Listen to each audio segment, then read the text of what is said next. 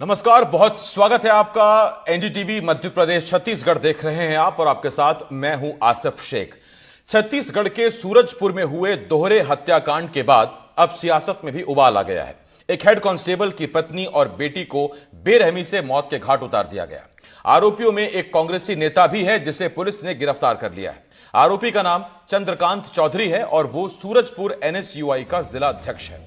एक तरफ बीजेपी जहां इसके बाद से कांग्रेस पर हमलावर है, तो वहीं कांग्रेस में भी अंदरूनी घमासान मचा हुआ है। सूरजपुर जिला कांग्रेस अध्यक्ष शुरुआत से ही चौधरी की नियुक्ति के विरोध में थी और अब इस हत्याकांड के बाद वो बड़े नेताओं पर कार्रवाई की मांग करने लगी हैं। कई सवाल हैं जिनके जवाब जानने की कोशिश करेंगे। खास पैनल भी हमारे साथ जुड़ेगा।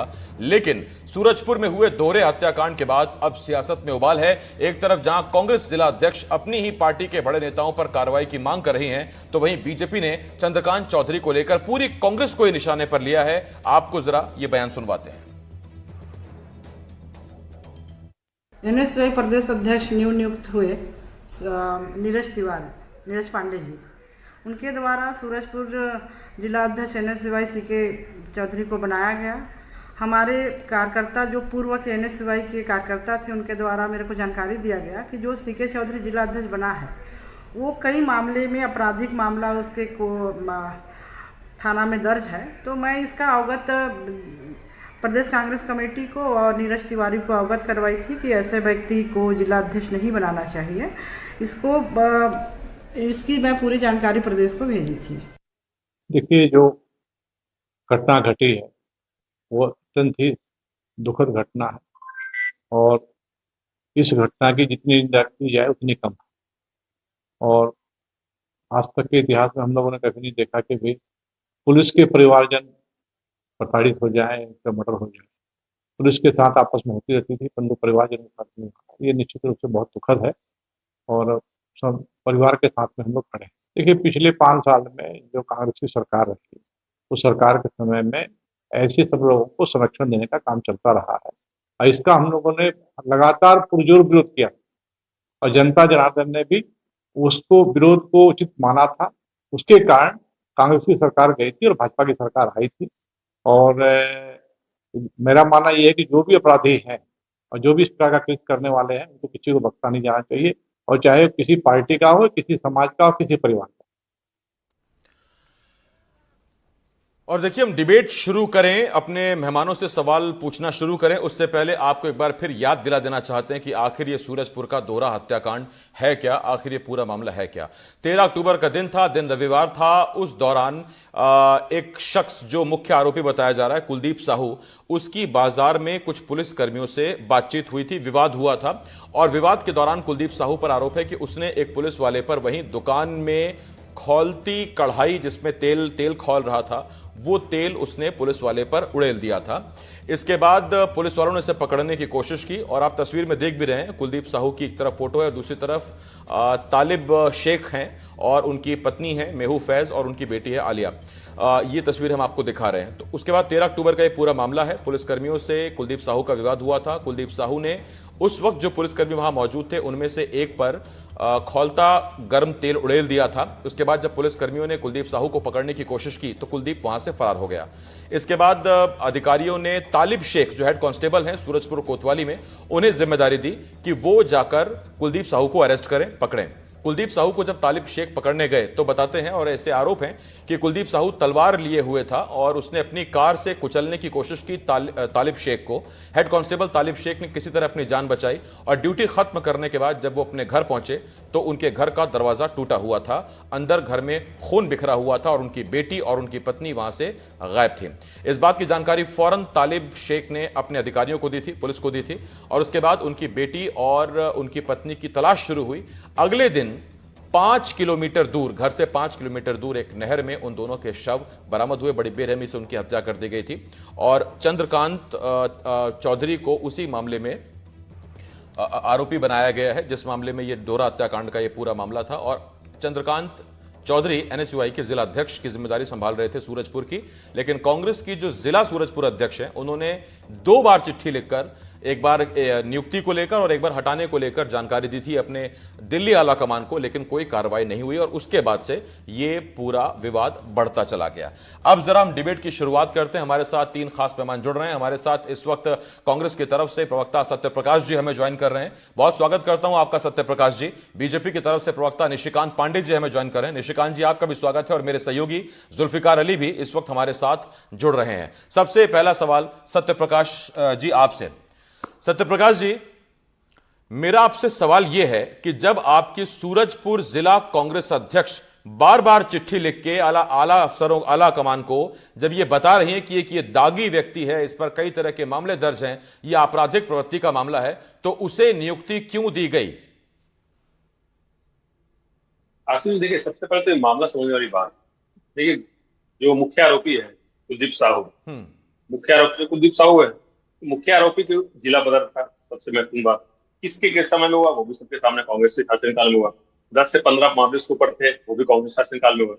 और उसके बावजूद भी जिला बदर व्यक्ति आपके जिले में घूम रहा है, दुर्गा पूजा में दिख रहा है, विसर्जन में दिख रहा है।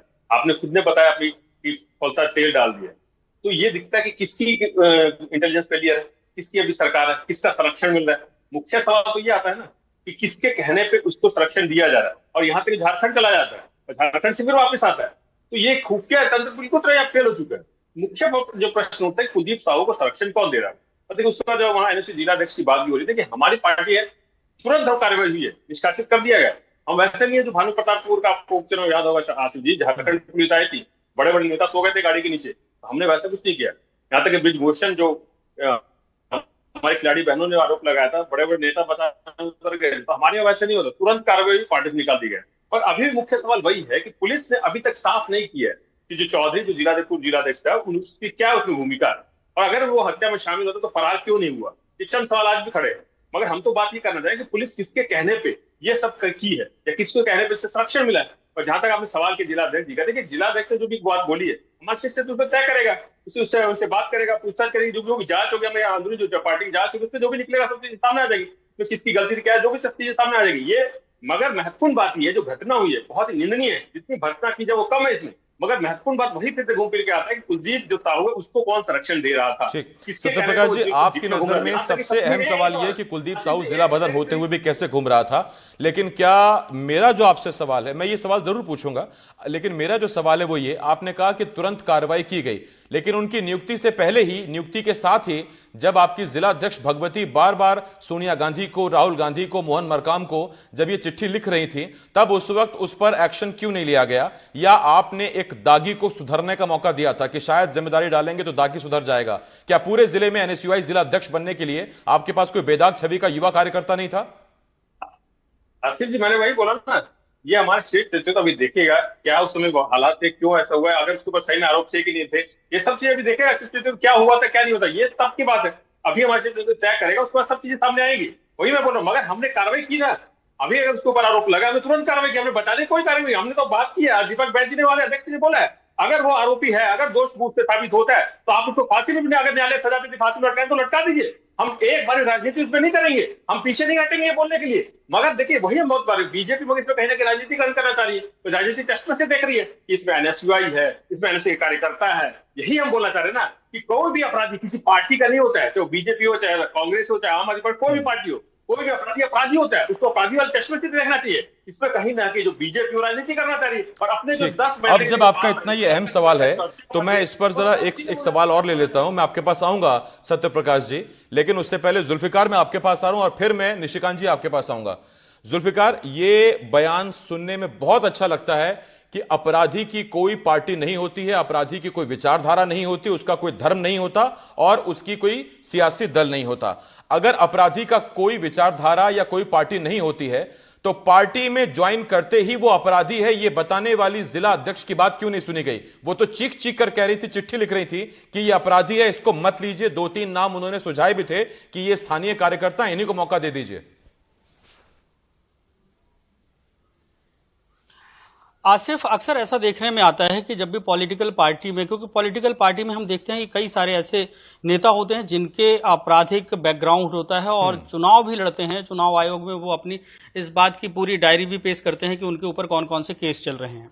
अब यहाँ पे मामला ये आया है कि जब अपराध समाज में होता है तो उसमें कहीं ना कहीं अवैध गठजोड़ जो है वो होता है, या राजनीतिक पार्टी के साथ या प्रशासन के साथ। इस मामले में भी अगर हम देखें तो इस मामले में जो पूरा गठजोड़ पॉलिटिकली और प्रशासनिक तौर से ही नजर आता है। कुलदीप साहू की अगर बात कर लें तो वो जिला बदर था, अवैध तरीके से वहां पर कबाड़ का काम करता था, जिससे अवैध पैसा उसके पास आता था, और पैसा इतना आता था कि यहां तक भी कहा जाता है कि वो प्रशासनिक जो सिस्टम है, जो अधिकारियों का सिस्टम है, जो कर्मचारियों का सिस्टम है, वो उसको कहीं ना कहीं वो उसको प्रभावित करता था, इन्फ्लुएंस करता था। उसी का असर कि उसका काम धड़ल्ले से चल रहा था और पैसा जो है वो लगातार बना रहा था। तो इस मामले में जिस तरीके से एनएसयूआई का जो अध्यक्ष का नाम आया, एनएसयूआई के अध्यक्ष की गाड़ी वहां से मौके से मिली, पुलिस ने जो अपनी एफआईआर दर्ज की उसमें उसको सहयोगी बताया और मौके वारदात में वो मौजूद रहा है।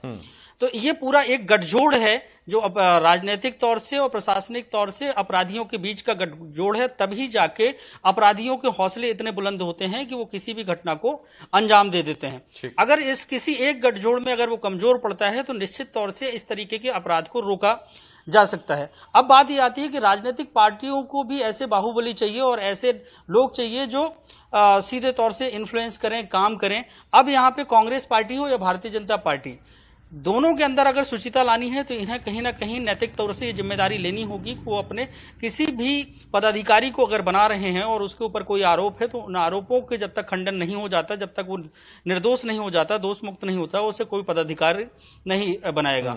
ऐसा कुछ किसी भी पॉलिटिकल पार्टी में नहीं। यही वजह है कि इस तरीके की जब शिकायतें होती है तो उसे ये मान लिया जाता है कि विरोधी गुट के हैं, इस कारण से ये शिकायत दर्ज कराई गई है। क्योंकि कांग्रेस पार्टी के अंदर अगर हम देखें तो खेमेबाजी ज्यादा है। तो एक खेमा अपने व्यक्ति को प्रमोट करता है और दूसरा खेमा उसकी कुछ खामियां निकालता है। तो इस तरीके से नैतिकता किसी भी पॉलिटिकल पार्टी में नहीं है कि वो किसी अपराधी को पूरी तरीके से बैन कर दे या उसको किसी भी पद देने के लिए पहले तमाम जो संगठन के लोग हैं वो एक राय बैठकर ये निर्णय ले लें कि किसी भी अपराधी को, किसी भी जिसके ऊपर आरोप लगे हैं उसको पद नहीं दिया जाएगा। तो ऐसा किसी भी पॉलिटिकल पार्टी में भारत में तो दिखता नहीं है। हर पार्टी में कहीं ना कहीं